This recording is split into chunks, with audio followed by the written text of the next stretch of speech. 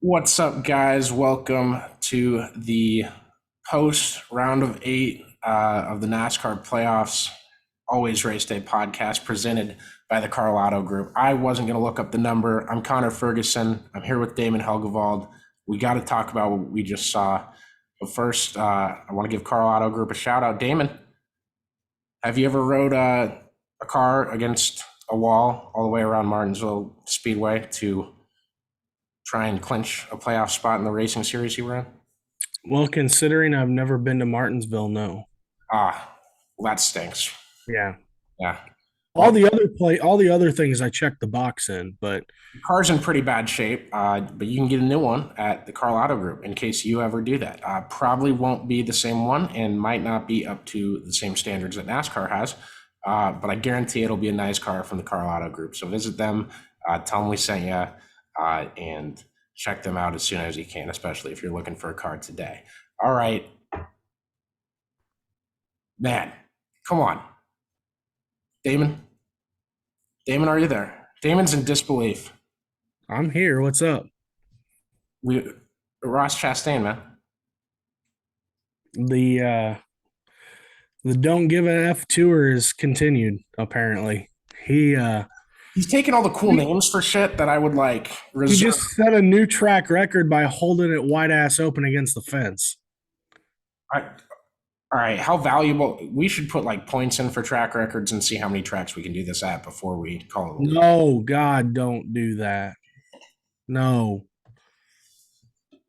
That was that was something. I actually didn't get to see it until I got home because I was driving, so I was listening to it on the radio, and MRN completely lost their mind on it. So you know that it was something big. And then then I find the replay of it when I get here, and I'm like, that was literally what you would do as a 5 year old playing NASCAR for the very first time. Like that was unbelievable to see what just happened. Yeah. So let's to recap here. NASCAR has their cutoff race at Martinsville. The only way that Ross Chastain and Denny Hamlin were going to be battling for a spot was if one of the four guys outside the cutoff right now ended up winning the race. Chase Briscoe ends up going a lap down because of a mistake on pit road. He ends up getting the lead back, but he had to stay out on old tires to get it. So then Christopher Bell chases him down. Bell ends up passing Chase Briscoe with like 4 laps to go, and you think, okay, well, Christopher Bell just raced his way into the title with a walk-off win again. It's the second time he did that this playoffs. He's electric, right? And then all of a sudden, I see this car storming out of the wall, coming to the checkered flag, and I'm like, who put Corey LaJoie in the wall that hard? And it's Ross Chastain because he was going into the last corner. He was going to be eliminated if he didn't pass 2 cars at least, and he rode the fence around the wall, and I think he passed 3 or 4, and he clinches his ticket to the championship 4, and like the most unbelievable move I've seen in racing in my life, I think. Yeah, it certainly was. I don't know. It's certainly speechless. And watching the video, like you watch the video, you think that the video is actually sped up. Yeah, Like you watch it and you think it's sped up. He's going nearly 2 seconds faster than the whole field at that point because he gunned it, went into fifth gear, and rode it around the top. He basically said, "I put it against the wall, put it in high gear, and mashed the pedal to the floorboard." And he took his hands off the wheel until it hit, and then he drove it around the fence. so the diehards will know the background of this, but I do got to say, because we trash on Ross Chastain, I want. I still don't like him. I hold on, just wait, okay? No, Just wait. I'm not saying we do it an unfair amount of times. I think we criticize him fairly.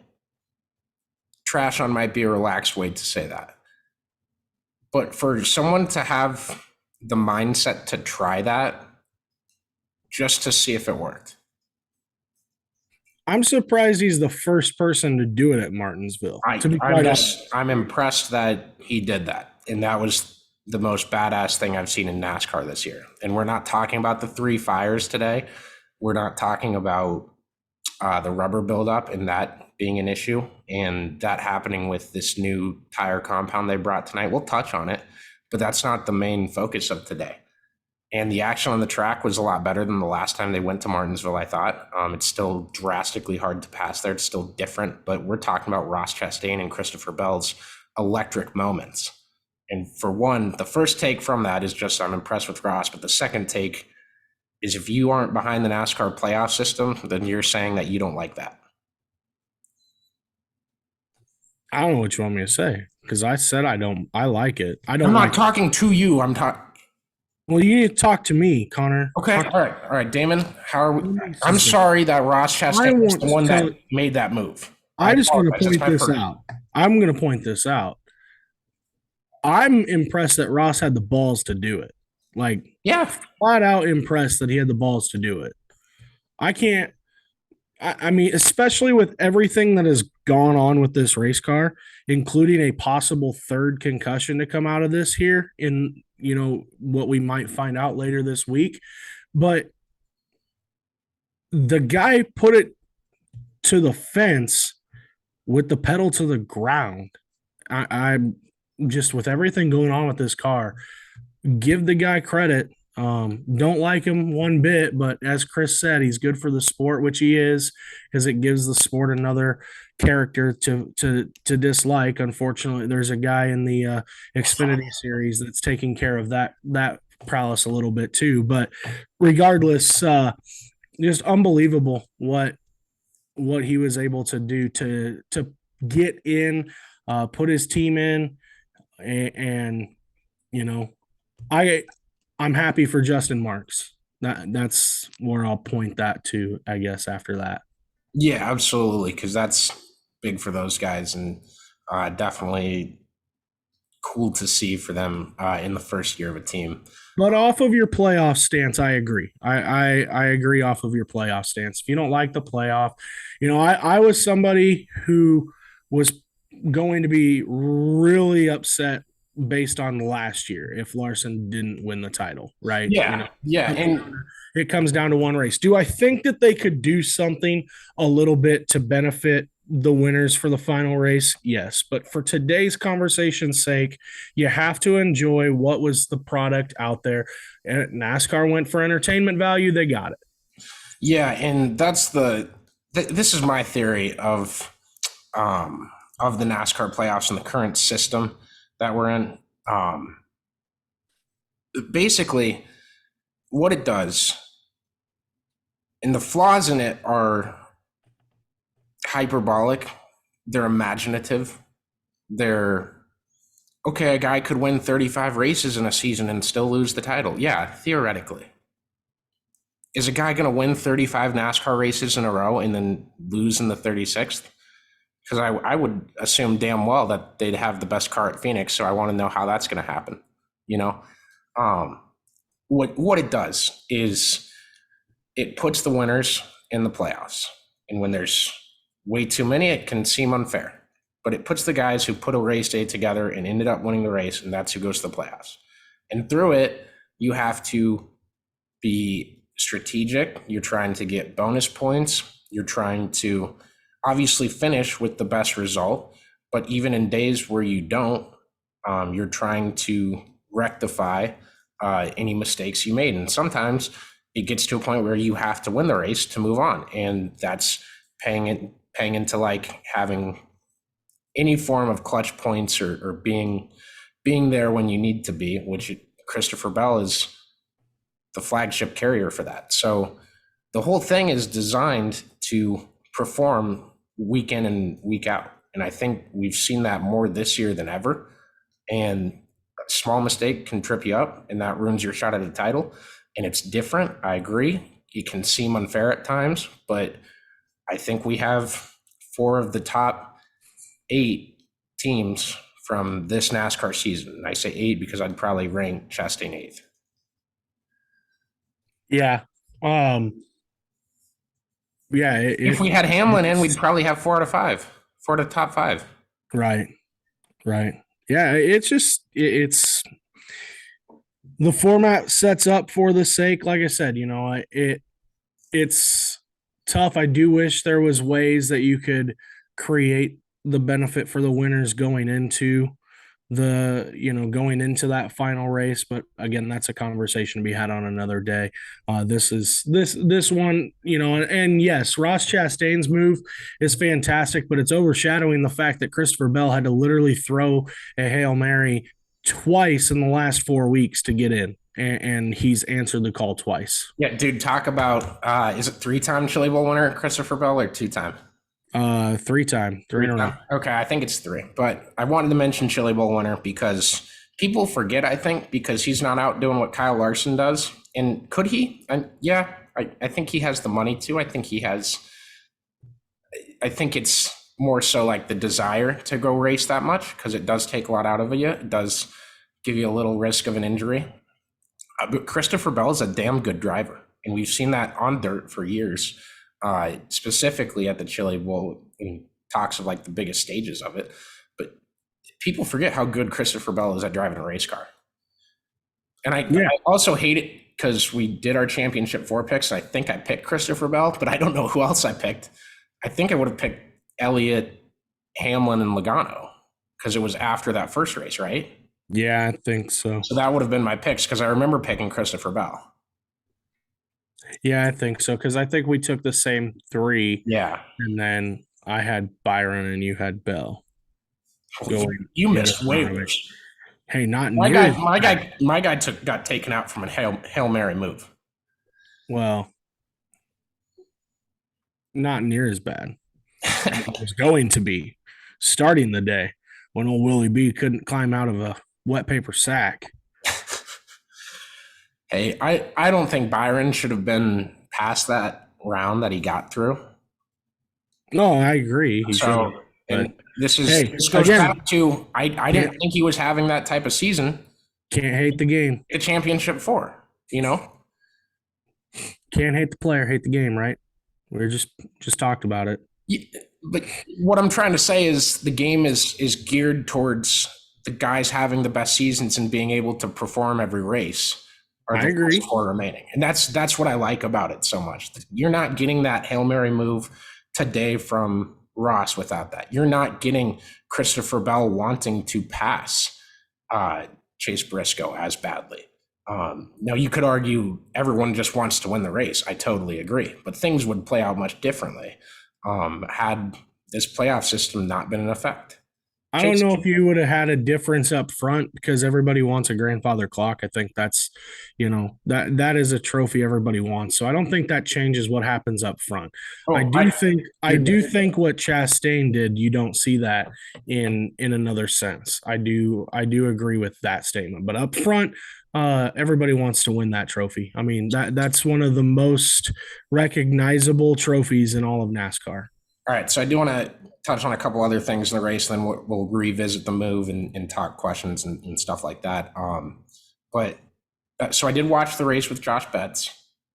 He's here. Josh, you want to say hi? Hello. Distant hi. He's 5 feet away from me on the couch. We're social distancing. I'm kidding. Josh, can you look up the owner's points for me? I've been trying to multitask it on Twitter and no one's posted them and I didn't keep track. Well, it's the 3 in the championship 4, except for Elliott, and Kyle is in that place. Kyle Larson's in Elliott's spot? Yes. Chastain's in it? Because I was told Chastain wasn't in it. According to what I heard, he was in. This is why Josh is my facts checker. He always gets it right, too. I've never seen Josh Betts be wrong. That's high praise. He's shaking his head no at me like, I don't want that pressure. I think that's a little hyperbolic, Damon, on Connor's part. According to this, because of Bell's win, according to what the owner's points show going into the race, Trackhouse's number 1 was 8 points ahead of Chase Elliott. And with Larson already a win and Logano already a win, then it would have been whoever finished higher out of Chastain or Chase, and Chastain tied Chase in the last round. Okay, so who's the 4?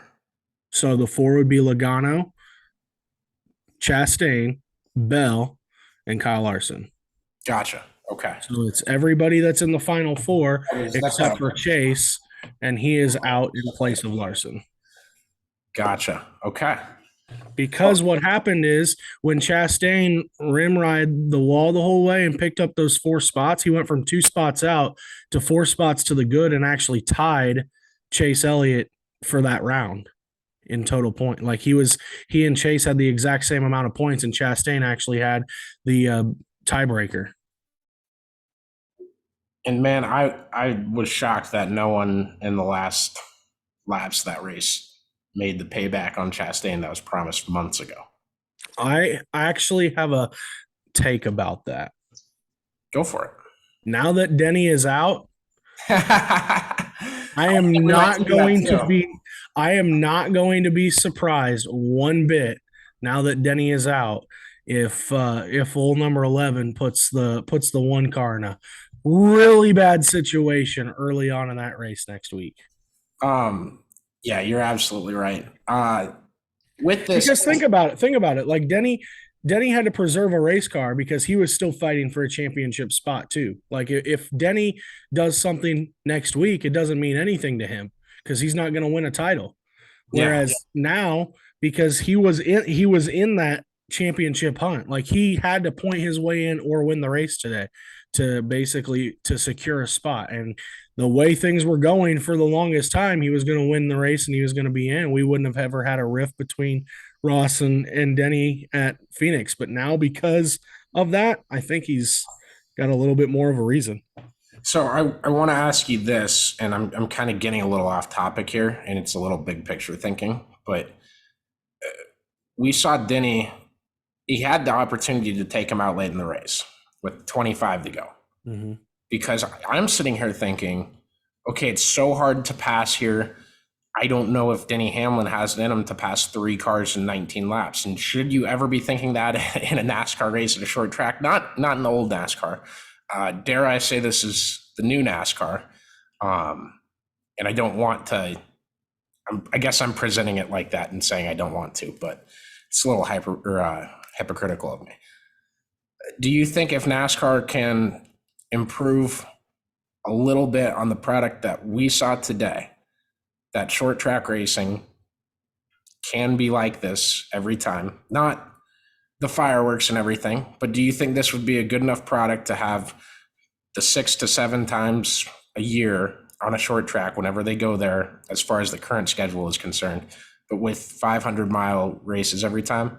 Because I think it took 500 to get to where guys were on different strategies and get to where guys had to make it strategic and fight their way to a win like that. Because I appreciated what today was, but I think it took until the 500th mile. Yeah, I don't know. Sorry if that was confusing to hear for you guys. I'm ADHDing right now. It's tough to say, because trying to think of how to word this. It's tough because Martinsville and Bristol are 2 very different racetracks. The way you race them, the style of tracks, they're 2 completely different styles. And those are the 2 tracks that most people consider the main short tracks on the circuit. Is that fair? Martinsville and Bristol? Yeah. Yeah. So when you think about short track racing, you think about those 2 tracks in particular. And because of the loads that are on these cars right now, as they currently are designed in banking at Bristol, things are going to obviously be different than running a flat corner at Martinsville. Do I think what we saw today was better than what we saw in the spring? Absolutely. Was it like night and day difference? I don't think so. And I think that again goes back to a lot of the got to give the horsepower back to the cars, back to the drivers, and the shifting stuff. We talked about it the last time we were on here. And so those 2 things in particular, I think, need to be addressed moving forward. But the tire compound for this race was really good. The tire fell off a little bit, which was nice to see. Obviously, with all the rubber buildup throughout the race, that caused the fires and such. But having the tire fall off a little bit was nice to see. Having the drivers have a little bit more tough cars to handle than what we saw in the spring. It's like I told you, I think a lot of it came back to temperature and the track. I mean, you're running at Martinsville, Virginia in April, and I don't think we had seen a day over 50 here in Iowa, or in Missouri for that sense. So think about that out in Virginia on the east, which is a lot cooler during those early months. So I guess for what I'm trying to say, I don't know if what you take from today carries on moving forward. I think I would like to say yes, but I don't, we're going to Phoenix next week, and Phoenix was not very good the first time around either. If it wasn't for a late race restart there, it wouldn't have had a great finish. So take it for what it's worth. I don't know if short track racing is fixed by any means, but I think we took a step in the right direction today. Yeah, and I don't want to come off like I'm saying short track racing is all good right now with NASCAR, because it's not. It's not what it used to be. It's not, they went to a new car and it fixed their issues on other tracks, and it hurt themselves on these tracks, but no one is talking about it today, and rightfully so. And I think that goes back to the playoff format. Well, I think that was just because of what we saw at the end of a race. I mean, yeah, no, that's what I mean. But that's what the playoff format is, the reason that we saw that. Right. But I think you look at races in a landscape of things across the board that we've watched this year. And how many times are we sitting here talking about a race because of what happened in the last 20 laps, whereas the first, 200, first 300 really kind of sucked. But we don't point that out because we saw what we saw in the last 20. We're a good podcast, so we point it out. Well, we do, but you look at social media, and that's not the case. Yeah. So, what do you want to talk about first? Do you want to do more Chastain stuff on if the move should be illegal, or do you want to go to the first part of the race? The first 470 laps, I should say. Yeah. Wherever you feel we want to go to first. All right. Well, we'll keep the Chastain stuff, and we'll wrap it. We'll come back and wrap it up at the end. But yeah, like Ross Chastain is in the media center right now, and this was his quote, and I hate that I'm like starting to like him. He says, "I can't believe I'm the guy driving that car. Honestly, I can't believe it's me in there." That's a cool quote. Like, that's just sweet, Like in this cutoff race at Martinsville has had some of the most unbelievable moments in the past 10 years, 8 years, whatever the playoffs been, right? There's something magic about it. And it's that October race at Martinsville, the cutoff race at Martinsville. It's like Hilton Coliseum. Right. Yeah, I mean, we've seen a lot of big moments. I mean, hell, last year we saw Denny Hamlin nosedive into Alex Bowman right there at the start finish line because Bowman took Hamlin's chance away from winning at Martinsville. I mean, you saw Joey Logano in 2018 win a title because he won that race by moving Truex. So we saw the big Denny and Chase scuffle. I was going to say, like, when Denny was passing Chase in the race today, I'm sitting here like, man, I really want to see Denny in the championship but I know Chase probably has that maybe in the back of his head. Like, I'm not going to give the spot to him. Right. And if you're Chase and you were Chase fans in that, I was sitting there like, okay, these guys have to be like crapping themselves that something doesn't go horrifically wrong here in the last 5 laps, because all he had to do was hold his spot. And you're kind of like, okay, how do points shake out this way, that way? And the 18 stage points today were the reason why Chase got to the next round. Yeah. That was huge. That's why Denny and Chastain were so close, and Denny did all he could. Now, with this, not every driver appreciated the move. I know I did want to mention this too. If you have Peacock, you can go watch the entirety of the post-race show And I love doing it late in the season because it feels bigger. And they're just standing there with Christopher Bell. They gave him a microphone and just said, you're the TV host with us for the last 20 minutes. And like they showed him the replay of Chastain's move, and he just couldn't believe it. And he was in awe, and he was smiling. And there's no vitriol in anything that he said. Denny Hamlin had a similar reaction, but guys like Kurt Busch says he tweets, real life Grand Theft Auto move steals playoff spot for Florida man. And the emoji is a troublesome, somewhat frowny face, but not very frowny. I could describe it to you. I don't exactly know how to do that one. Kyle Larson came out and said it makes our sport look embarrassing. He didn't like it at all. Joey Logano said NASCAR needs to put a rule in against it because this is also possible at Phoenix, is in his opinion. I guess that final corner at Phoenix, maybe. If that's, I guess by theory, yeah. Where the finish line is. And you know the funny thing, like moving the finish line to there, made that move. That's why we're talking about that move at Phoenix, because they moved the finish line. Right. Which I'm still very against. I don't know why they did that. Yeah. Well, it's just weird. It's so awkward. It's awkward. Like you look at that track and you're like, for 15 years of my life, I watched this race and the start line was not where it is now. Yeah.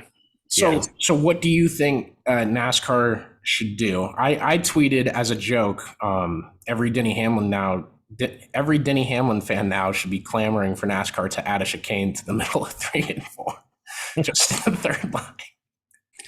Yeah.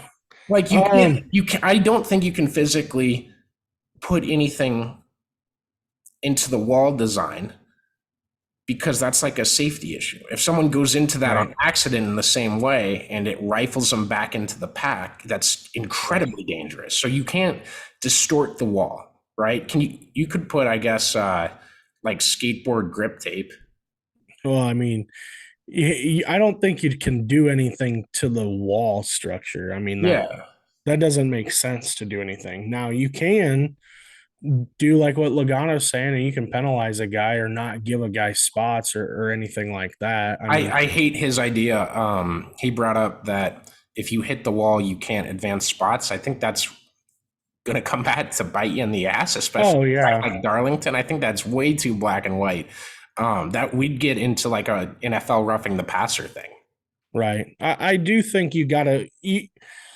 So was the move cool as hell? Absolutely. Love the move, looked like fun, and yes. But on the same token, they got to do something so that doesn't become the norm, because the guy just set the track record by 2 seconds. I'm wholeheartedly in agreement with you, except for the track record thing. I think we should try to set the record with everyone doing that and just tear up 40 race cars in a qualifying session. He literally just set up the track record because he ripped around the fence, holding it wide ass open in high gear. So you know what's funny is, like, thank God no one tried that in qualifying with I guess you won because you have to go to a back car almost. But can you imagine if someone did that just to get the pole?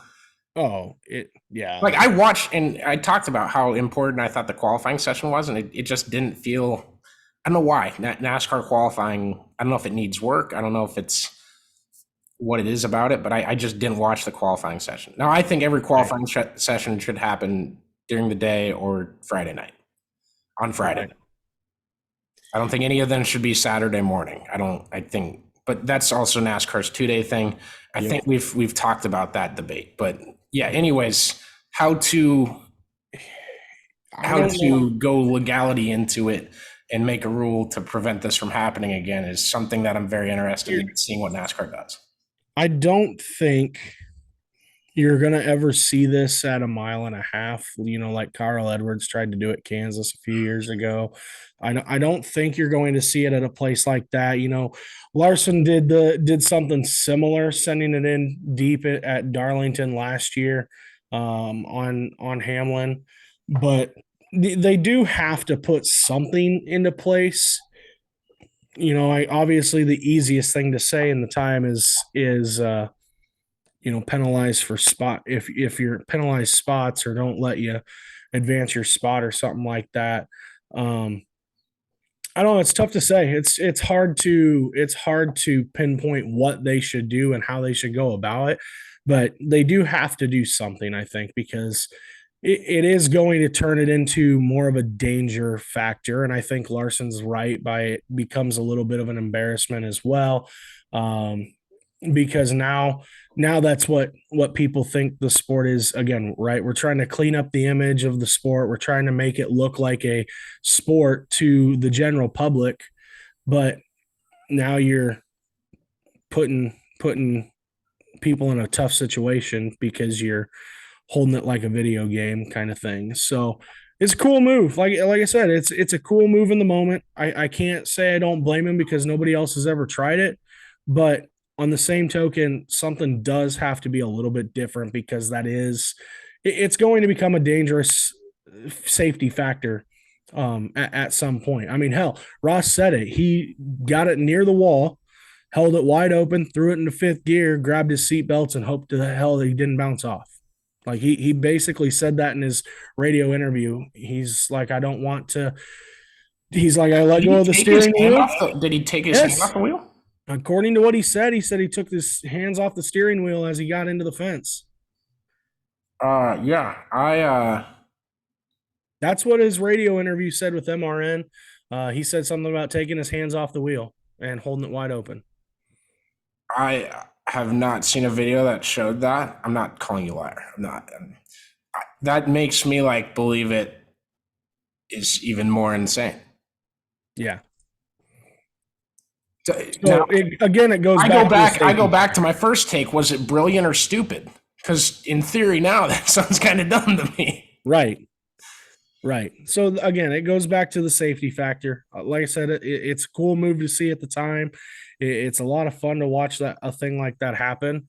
But now you're in a safety thing again, and we've had enough safety talk on this show about these cars. Yeah, and my biggest thing with it is probably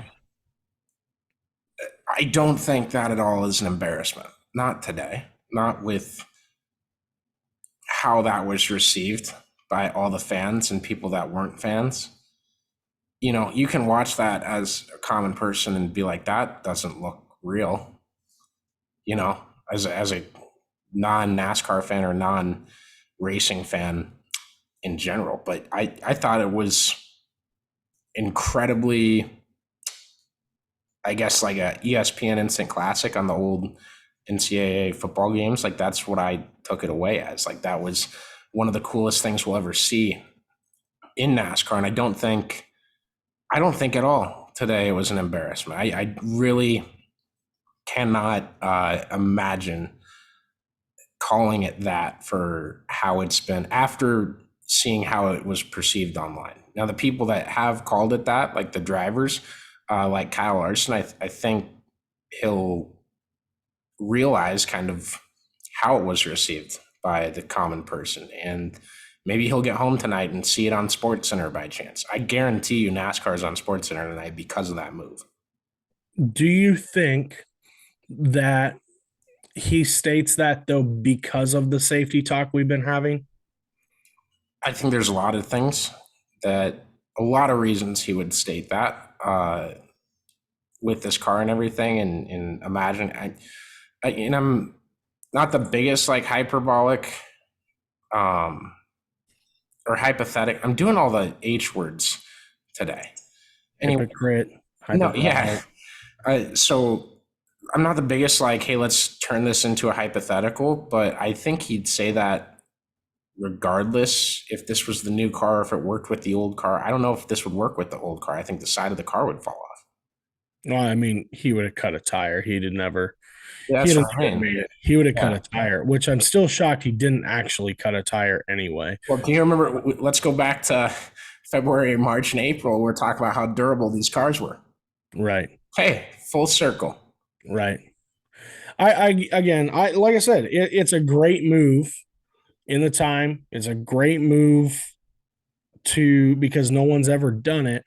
But at the same time, it is kind of it's not going to put a black eye on the sport. Like I don't think it's going to be one of those where it's going to be a black eye kind of thing. You're But not going to have F1. I do think Larson is going to have or has a little bit of a point about here with the embarrassment thing is now people are going to continue to perceive NASCAR as a bunch of dipshits. No, I don't think you'll have F1 fans going, Oh, look at these well, you know cars. that. Well, I haven't seen it yet, but I will go. Do you want me to find one? No, it will happen. Do you want me to find one? I'll find one and tweet right now and call him a clown. You can do that this week. That'll be your homework. I'm so excited to Josh, can you Twitter search the words NASCAR and bumper cars and see if you can find an F1 fan making fun of the finish and send me the tweet. I love having Josh sitting here. It's the best. Got your own statistician. Yeah, he's a legend. We went to Jared's place on Saturday, Halloween weekend. I ran the table in Flip Cup. We won beer pong. That's good. I still got it. Yeah. That's Still good. young. Well, let's just be clear. Connor was the only one of the two of us that played. Josh does not want to say that he's a Flip Cup guy yet, but I'm going to turn him into. I'm going to teach him. Josh is a smart man. Josh is the smart one here. You sit in the corner of those joints and you sit back and then enjoy a few cold ones that way instead of trying to win because it just ain't about it. Well, there was a couple consumed in the corner as you described last night. Attaboy. That is why you're a legend. Oh man. But yet, overall today, I cannot imagine a better day with the circumstances coming into Martinsville and what we thought this car would behave like and everything that transpired. Yeah, I completely agree. It was a great finish. Like I said, during the beginning portions of the race, I still kind of had a little bit of that spring feel. I know cars were able to pass a lot more. You were able to see movement from guys. I mean, hell, Bell started, I guess he started in the top half, but somebody started towards the back and made their way up towards the front. A couple of different guys did. So it wasn't as bad as the spring, but pretty damn close. Now I got a new Twitter direct message in from Josh Betts sitting next to me here. Okay. Didn't want to interrupt the show. That's how professional he is. He says, not seeing any F1 fans calling it bumper cars yet. There you go, Damon. There you go. I saw 2 F1 tweets the entire day. Well, give it a little bit. Let them rewatch it. And then, Monday morning quarterback will show up and you'll see it tomorrow. I'm sure. Is that a famous F1 fan? No. Oh, okay. No, somebody will have something to say. Like it just never seems to fail that somebody will say something. Again, a great move. In the time being, great move. Needed something like that. However, Josh just sent me Jackie's tweet. Uh-oh. She admitted that NASCAR had a more exciting day than F1 today. I can't even process what went through Ross Chastain's head when he thought to do this. Amazing. Well, apparently nothing because he took his hands off the wheel. We just discussed it. Yeah. Well, there's an F1 fan giving us props. Well, it took him long enough. It did. By the way, Max Verstappen won the F1 race today. It's his 14th win. The 20 F1 races. There's been 4 different winners in 20 races. Drug guys out there. Do with that information what you will. Parody in F1. Lack thereof. Parody in F1. Parody. Oh man. I no stone was. What do you think? I guess going back to the Chastain deal, do you think that they should do something about that? Yeah, I was in agreement with you, and I mentioned that. Damon and I have bad times listening to each other. I'm trying to keep. I was way too in agreement. Tony did lose. Yes, I was just about to say that. Yeah, he got all the way to the top alcohol finals, which is badass, and he lost by 4 1,000ths of a second. Correct. He was treed by 4 1,000ths of a second, and he got beat by. He got treed. He gave up. So Madison Payne went 061 on the tree. He went 065. Oh, Did run 525.8 at 271 to her 526.2 at 275. Tony Stewart got beat by approximately 1 inch. I'm in awe and shock that Tony got to the finals, and also that he got treed is a phrase that has been uttered by drag racing fans. It's sweet. I love it. The crazy thing is he like put down some lights this weekend. Was he better? His worst light all weekend long, I think, was like a 71. He went 62, 62, 45, 65 on race day.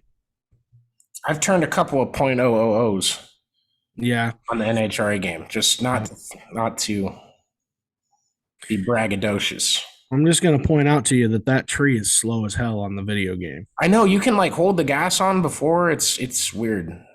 It is a really slow. And I know they're doing that in drag racing, but it is like it's different. It's a really slow tree. Like the tree comes down very slow. And so I red light more than I normally do. No, but to go back to, well, your dad, Damon's dad, he came up to Ames and he told me that Damon is bad at the tree. He said he red light all the time during his drag racing career. I'm not bad at the tree. I'm good at it. Your crew chief says otherwise. My crew chief also didn't set the car up right. So Damon also admits that the funding for his team by his crew chief was not well. Well, I mean, the crew chief and team owner did not, funding was not a top priority. Oh man. To go back to it though, and before I ask you a couple questions, but I was like, I'm in agreement with you on they have to do something about this, and it's not bad that it happened today. And that's what, Right. there's a saying out there, and it's not, it was from a tweet I saw. And I guess I'm saying that it's a saying, and it probably isn't. But if you could put a tree 40 feet from the racetrack by a racing surface, and then motorsports would figure out how to hit it and knock it down. Mm-hmm. That's motorsports deliver the most unexplainable results. Not by the book, but unexplainable outputs to certain inputs that you wouldn't expect. And this is one of those things. And now you got to make a rule against it because you never thought someone was going to do that. But now someone has. So, yeah, I think you have to make a rule against it. You can't have people trying that every time we go to Martinsville because you know damn well if they don't make a rule against it, when we go back to Martinsville in the spring, someone's going to try it on the last lap, probably the guy in second. Right. And that's the other thing that I get concerned about going to even Phoenix. Like, okay, so what happens if this is for a championship? How much more of an outrage versus how much more of an applause, I guess, or an agreement does this become if it's for a title? You know what I'm saying? I think that's partially why. Because you're gonna have more of those people who are like, well, now we have a fake champion, and this is the format, this and that kind of thing. You know what I'm saying? Yeah, and I bet you that. Not okay. Let me restart here. I think the conversations that we're having, this is a good time to bring up Ty Gibbs. Ty Gibbs, on two occasions, wrecked people in the Martinsville Xfinity race on Saturday. One inadvertently taking out his teammate, the other advertently, explicitly taking out his teammate. And that set off a lot of that was like covered throughout today in the Cup race. Like there was like 70 laps to go in the Cup race, and they started showing highlights from the Xfinity race. And I'm kind of sitting here like, what are you doing? Like, this doesn't matter. Show this earlier, you know? But they talked about it a ton on the pre-race show. Drivers have conversations about why young kids are doing this, and this is in dirt too. It's another issue in dirt with midget racing. And they have these conversations so that for a championship, if someone can dump someone to win it, they're going to try and pass them more legally rather than sending the other guy's car into the wall and trying to speed past and win a title. But again, once that happens,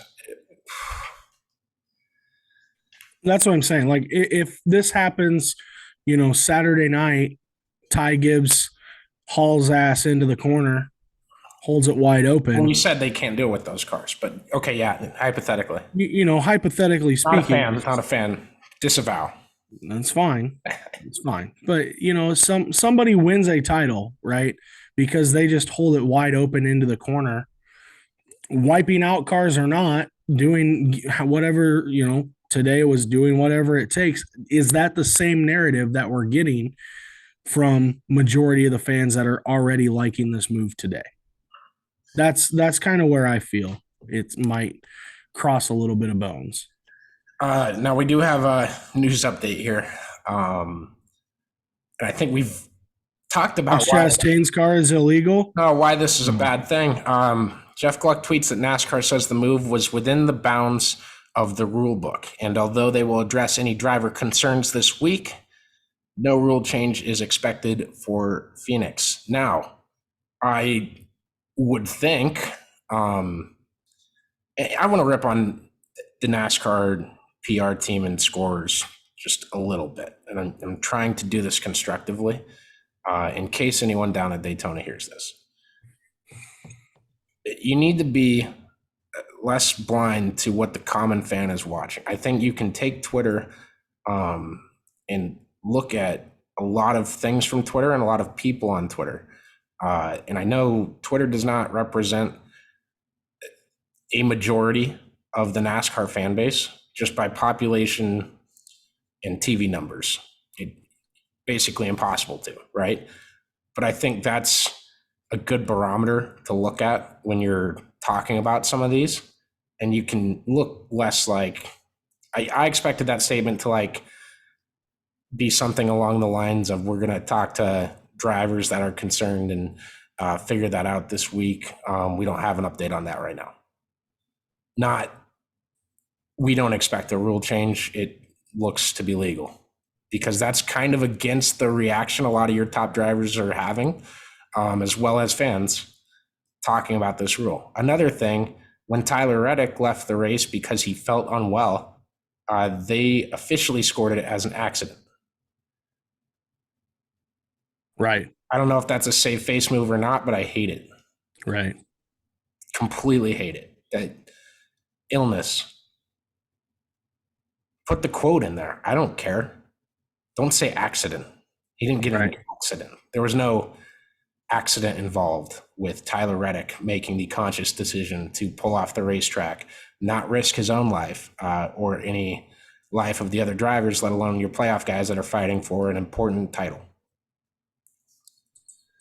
So I thought that was a little tone deaf, and the aforementioned thing about this Chastain deal, I think you need to take a different approach to it, one more cornered to being open to discussion about possibly changing that rule. They've rewritten the rule book like 4 out of the last 7 weeks because of fines and appeals and different things. I understand you don't want to be diving in the rule book every week. You don't. But output of motorsports is the most inexplicable things coming. So you always have to be open to address issues and tackle them as close or as quickly as you can, and as polished as you can, I should say, and do what you think is best. So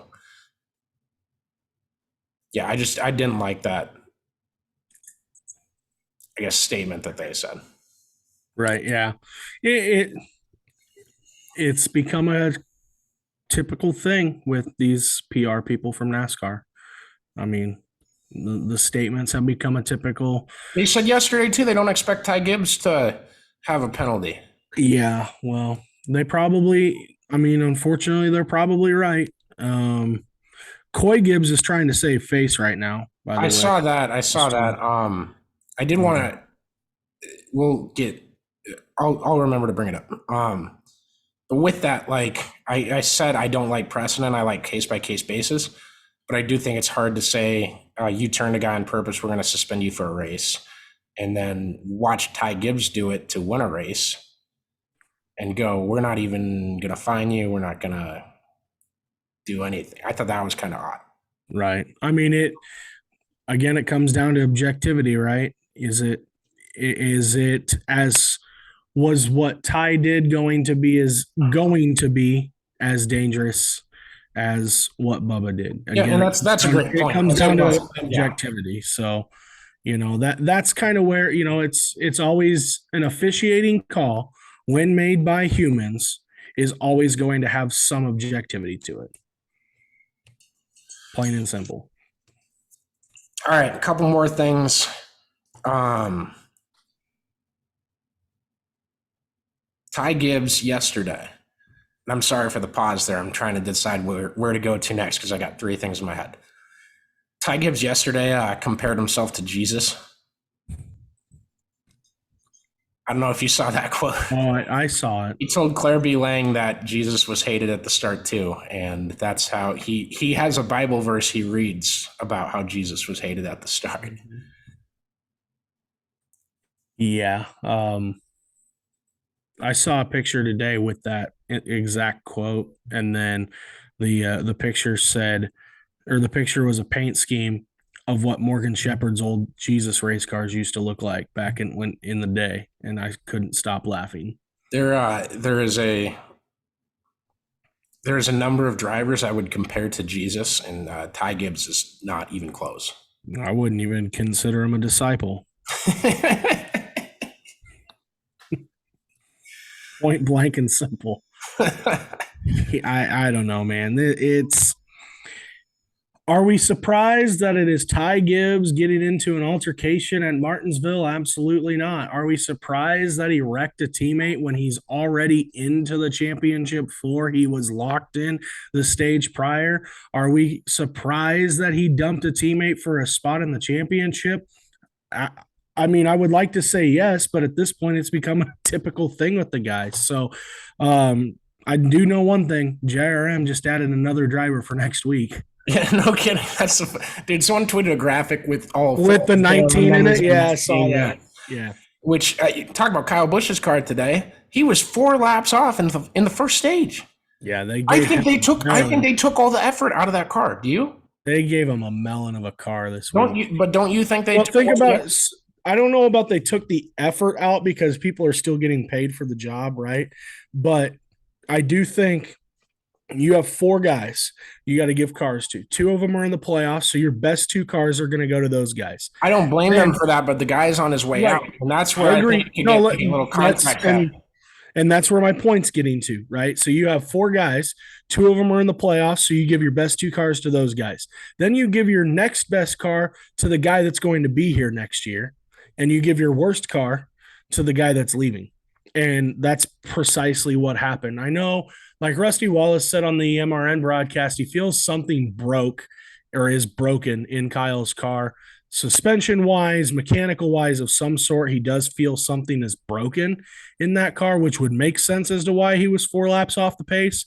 But in the same token, I don't even know, man. Don't even know where to begin. And I feel really bad for Samantha Busch and their family because it feels like this is hitting him emotionally harder than we've ever seen a driver leaving a team. Right.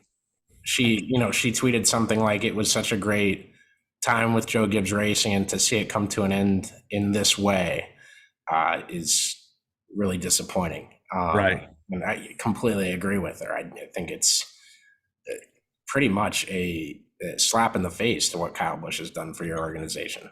I do think it's a little twofold because, Kyle did turn down a big deal from him. Apparently, he was offered a big deal from Joe Gibbs and turned it down.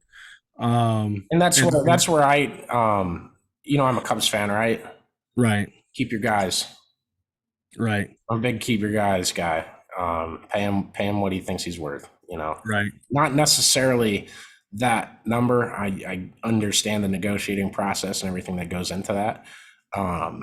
But I'm I know there's less team fans in NASCAR. I'd probably consider myself a Hendrick fan. While I do, like, I still objectively was like, William Byron shouldn't be in the playoffs still.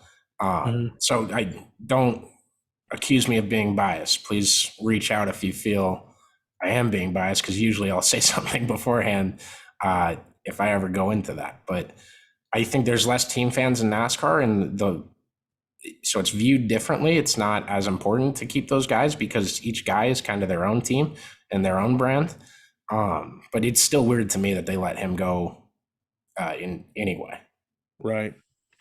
Yeah. I mean, again, it comes down to money, and Kyle wants too much. Joe Gibbs couldn't do it because he had to have funding for that car as well. Right. And so when the money's not coming in like it was with Mars, they had to go somewhere else and to pay that contract off. So yeah, I would like to say keep him and be able to sit here and tell you, hey, we're gonna be able to keep him. But boy, it's definitely tough when it comes down to it. At the end of the day, I mean, to hold on to a guy if you physically can't do it funding wise.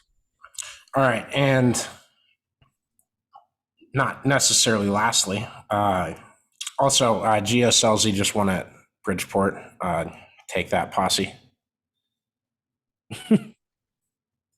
You're taking any chance you get now. Oh no, I'm throwing everyone. I'm throwing it. I'm slinging the dirt right back. There you go. It's the best position to be in. All right, today we saw rubber build up to the point where it was collecting. It's not a euphemism. It's not a dirty joke, but it was collecting in balls. And it ended up setting 3 different Fords on fire through the race, an issue we've seen with the next gen car. And we saw, like Kyle's tire, and that's where the kind of suspension stuff goes. Like half of it looked like it was chopped off. What did you think of that? Because you're way more savvy with that kind of stuff than I am. And how do you fix that, I guess? Yeah, I mean, yeah, it's tough. It's like a twofold deal because, man, I don't know. Like, I really don't know how you can fix it because we do want tires to fall off, right? Neither of us are engineers. Right. And you want tires to fall off. Like that's what we want to have happen. We want to see times drop 2 seconds. I'm gonna clip that part of you saying we want tires to fall off and put it in like a season highlight video. Yep, I figured as much. We do not want tires to come off of the race car. Well, thanks for clarifying. This did not make the highlight video I'm making. I figured. But we do want to see tires, fade on a run. We want to see guys go from running, 2 seconds faster to 2 seconds slower at the end of a run. We want to see those things because that's what creates racing. Like that's what creates the side by side. That's what creates the best drivers in the sport because it's who holds onto a car. Right? We call them wheelmen for a reason. Well, they're holding on to a damn steering wheel. Let's give them that opportunity. And so, but at the same token, we've seen this now how many times where there has just been a lot of buildup and been a lot of stuff get started on fire because of the rubber, right? And so it's tough to sit here and tell you what the answer should be because we'll come back and complain because the cars are not losing any tire. But then when they do, now we're sitting here with basketball-sized chunks of rubber. And so it's a very sticky tire that they took, apparently. That was the compound that they took to the track. Was going to have a lot more grip in it, which it showed it did. So I don't know if that's part of it or not.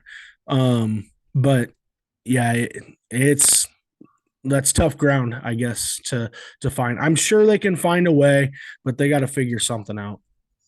Awesome. Did we miss anything? Not really. Not that Justin Carter was the one with the question on the legality. stuff. I know that was going to be talked about anyway, so I wanted to say that. But super nice dude. I think he covers women's basketball, lives in Des Moines now. Nice. Appreciate him for responding. Absolutely. If you guys ever have a question, like leave it.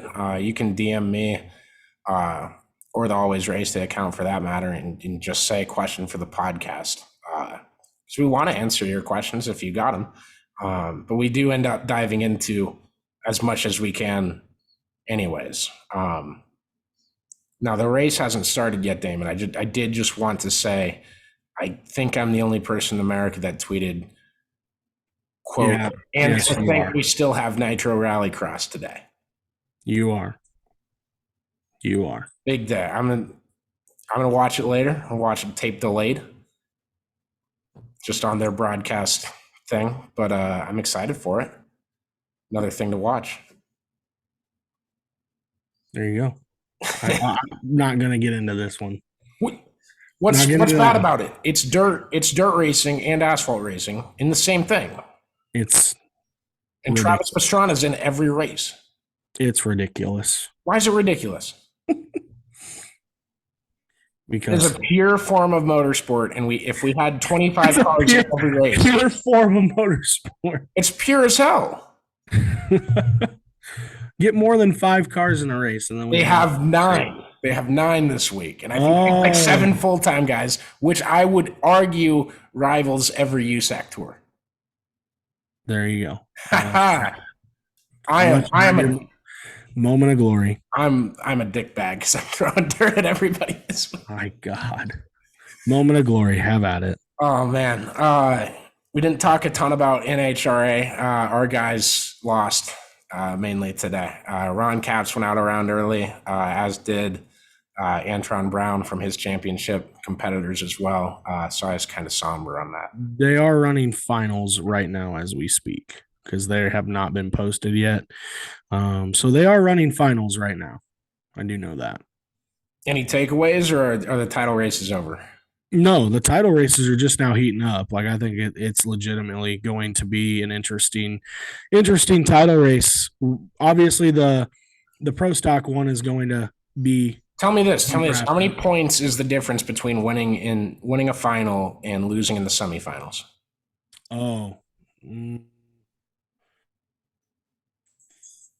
40 or 50 points, I think. So we have to cheer for like a first run upset on Robert Height and Brittany Force. We'll see that. It won't happen from me because those are my people. You're just picking people against me. No, I'm not. Yes, No, you are. You just found out that my guys are the guys opposite of them. No, I did not. I've known that all year. Okay. First of all, Ron Capps, motorsports fan here. Yeah, we've had him on the podcast, man. You can't be a John Force guy. I can be a John Force guy. No, I've been a John Force guy longer than I've ever known you. Yeah, I'm forbidding it. No, that's fine. Forbid it all you Box want. up your diecast this week and put them in the storage closet until they lose. Forbid it all you want, but that is not ever going to happen. John Force is the man for the reason. Well, if you're looking for drag racing talk, we will have a ton of it in 2 weeks. That will be the main event on that Sunday, the week after the NASCAR Championship. So I hope you enjoyed this episode. We enjoyed doing it for you guys. Tell your friends about it. Put in a lot to do these twice a week, and I probably bend Damon's schedule a lot more than he bends mine. But we really do appreciate you guys listening, and appreciate the bowling coach and Damon and putting together a great bowling program right now at Columbia College. Well, let's see if we can't keep doing it. That's for sure. Shut up. From now to the next match, it's just you turned it into a great program, and you can keep saying that. Well, I appreciate it. We haven't done anything yet, but when we do, we'll come back to this episode. Damon got the second individual champion in school program history, and he hasn't done anything yet. So that's a quote that should make you want to run through a brick wall. Okay, yeah, folks. Good things to come. And I got my Columbia shirt. Yes, you did. So, Yes, you did. It was a good time. Yeah, we'll see what happens this next weekend. all right. Well, thank you.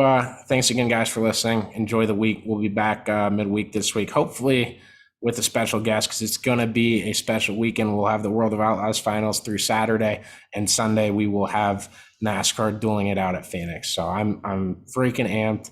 I'm as excited as I could be right now for next weekend, and in the most just unimaginable last 2 weeks to the racing season to set up. What we're about to watch is it's blissful. It makes me smile. So I hope you're as excited as I am, and enjoy the rest of your week.